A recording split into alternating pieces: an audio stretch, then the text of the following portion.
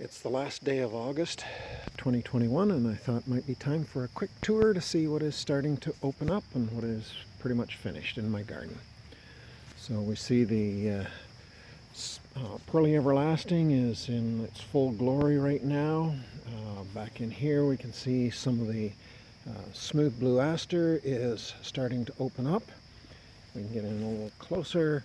Such dainty blue flowers. Unfortunately, in this low morning light and with this phone, the blues don't show up, but they are quite gloriously blue.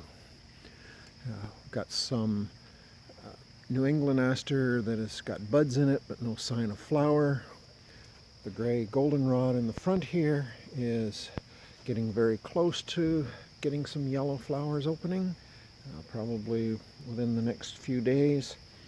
And down in the front, the Helianthus Giganteus is almost finished blooming there. I just swallowed a mosquito. Anyway, over here we have some black-eyed Susans that are doing quite well. All volunteers in this garden, and they've had a pretty good year. Not a lot else down in this garden that's in flower other than the glorious bird's foot violet down here in the front, which bloom starting in the spring and continue blooming right through till the frost, and a bit later even they'll take a mild frost. And up on top we can see the blue stem goldenrod is pretty special up in that part of the garden. And as we move around the garden here, we can see a splash of color in the back. Over in this garden we have the bog garden. We've got my volunteer asters, which are pretty spectacular right now. I'm not entirely sure which aster it is. Suggested that it might be Symphotrichum lanceolatum, but I'm not sure. We've got some Ohio goldenrod that's just starting to come out. The cool thing about this plant is the very large leaves at the bottom that have been described as rabbit ear-like. The bog goldenrod pretty much finished, starting to make seeds now. And the Riddell's goldenrod here is about 5.5 feet tall and just about to start opening as well. Then we have in this garden, which is my new garden, we've got some ironweed that is opened. The stiff goldenrod, the one that I rescued from a spot in another part of my garden because it was overwhelmed with bigger plants and was all covered in powdery mildew. Looking rather scraggly here, but a big improvement to when I moved it this spring, and it will be glorious next year. And it's really nicely coming out in flower at this point. On this side I've got some giants. One of them literally is Helianthus Giganteus, which is tall sunflower, and you can see it is quite tall. It's probably close to 8 feet at this point, and that's its first year. And we have tall tick seed over here, which is all in flower. And down in here, not very tall yet, but we have rosinweed, which will get to be about 5 feet or 6 feet maybe in this garden tall. My tall sunflower has quite lovely little flowers and lots of flower buds, so this is going to be very showy in a few days, I would imagine. Around the side here we've got boneset and some bonuses. The ironweed was a volunteer that came with the boneset, and so was the clearweed that is growing down here at the base. My lupins seem to be doing well in the front of the garden. And over here we've got smooth blue aster, or sky blue aster rather, that has one solitary little blossom open at the bottom, but it's loaded in buds, so next week or the week after it should be nice. The white snake root has all gone to seed here, and that was quite lovely for a while.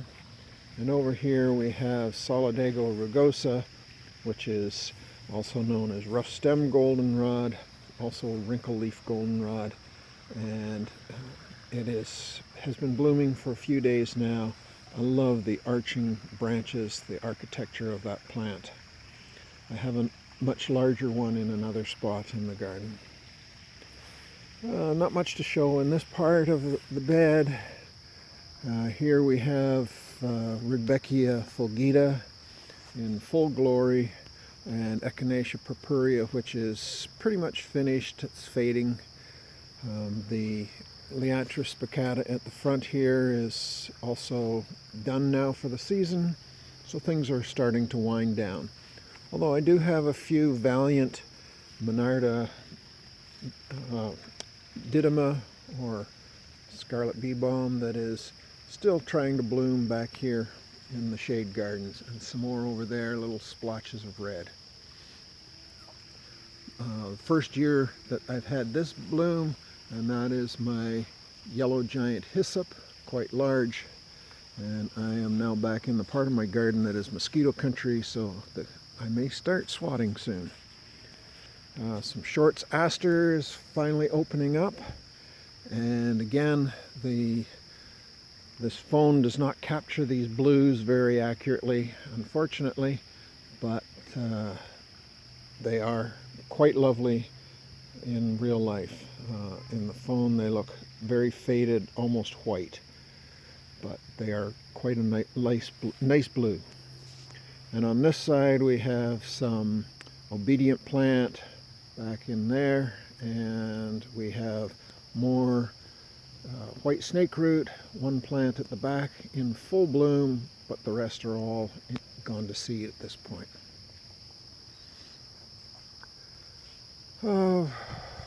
Again, the blues that don't show up on this camera, we have new to me this year is purple stemmed aster back in here.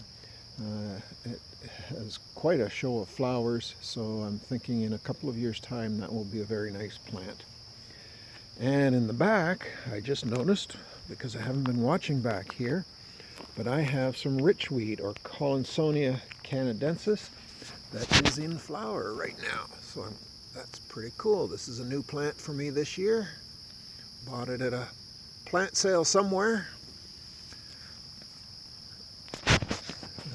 So that one should nicely spread and fill in this back area, I'm hoping. And then we head out to the large patch of yellow jewelweed, which is just really makes my heart sing. But it is one of the late season favorites of Japanese beetles, and I see I have to make a trip around here with my pail shortly, because the little sneaky devils are at it on the leaves. I will take you around here, because this is one of the cool plants in my garden. This is horse gentian, or Triosteum aurantiacum, also called orange fruited horse gentian. Nice purple flowers early in the spring, and then this time of year it develops these fruit at all the leaf nodes, and I have a really good crop. Pretty much every one of these sets of leaves has 3 or 4 orange fruit on it. So that's kind of cool. And again, another bone set volunteer. I've never had bone set before this year, so I bought 2 plants, and I've now discovered that wherever they came from, I don't know, but I have bone set coming up all over the garden. And here we have blue Lobelia volunteers. That stuff grows everywhere on my place, even where it's not supposed to, like in full dry shade at the front. Down here at the base of the jewel weed, we've got some large leaf aster. So Eurybia macrophylla, quite a lovely little flower, and it's kind of being overwhelmed by the jewel weed, but I guess in nature that happens too. More ironweed at the back, and then some more down amongst this tangled mess of raspberry canes, black raspberries, is some more blue Lobelia. This started out as 2 plants, and now I have a large patch of it back in here. I'm torn as to whether I want the raspberries more or the Lobelia more, so I'm not sure which one I should be encouraging. Over here we've got the other patch of rough stem goldenrod that I mentioned, and it's fireworks-like wands of yellow. I love those sprays of yellow flower.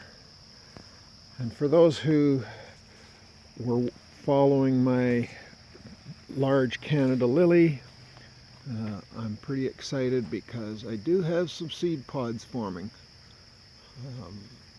I'm not sure yet how I'm going to deal with those. I would love to have more growing here, so I might actually try growing them myself.